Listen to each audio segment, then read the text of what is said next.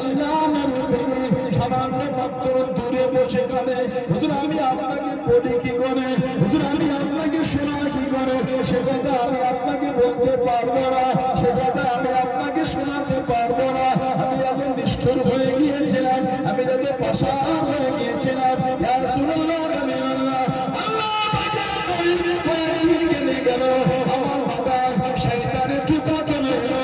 আমি আমার বিবিকে বলে দিলাম বাচ্চাকে ঘুরতে নিয়ে যাবো। আমার বিবি জানতে পেরে গিয়েছিল আমি আমার বাচ্চাকে হত্যা করে দেবো, সেই করে দেবো। চোখরা বানিয়ে আমার বাচ্চাটাকে আমার হাতে উঠিয়ে দিল। আমি বাচ্চাটাকে নিয়ে টুক টুক টুক করে চলে যাই, ফাঁকা জায়গায় দাঁড়িয়ে গেলাম, নিরালা নিচ্ছনে গিয়ে দাঁড়িয়ে গেলাম, মরুভূমিতে দাঁড়িয়ে গেলাম।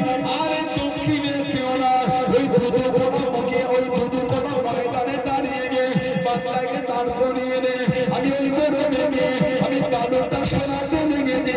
আল্লাহ দূরে চলে বাড়িটা গড়িয়ে গড়িয়ে চলে না।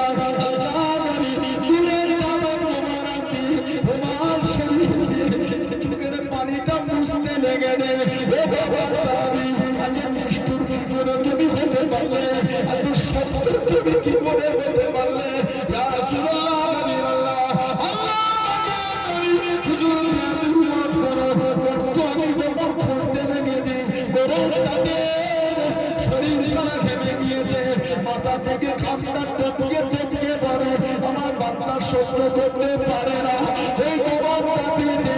আমার বাচ্চার কাছে দাঁড়িয়ে দাঁড়িয়ে শরীরের ঘামগুলোকে মুছে দেয়, শরীরের ঘামগুলো মুছতে লেগেছে। আর করতে ঘুরে লাগবে না, আপনার তো কষ্ট মায়া এসে গেল। বাচ্চার মিষ্টি ভাষা শুনে মনটা নরম হয়ে গেল, আমার শয়তানের ঠুকরে পড়ে গেল। আমি যখন খুঁজে ফেললাম আমার বাচ্চাটাকে বলে দিলাম দেখো আমার বক্তব্য কত বড় হয়েছে।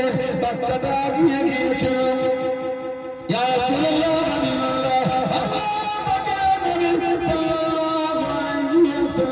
আমি ওই বাচ্চাটাকে ধাক্কা দিয়ে ওই গর্তের মধ্যে ফেলে দিয়েছিলাম। বাচ্চাটা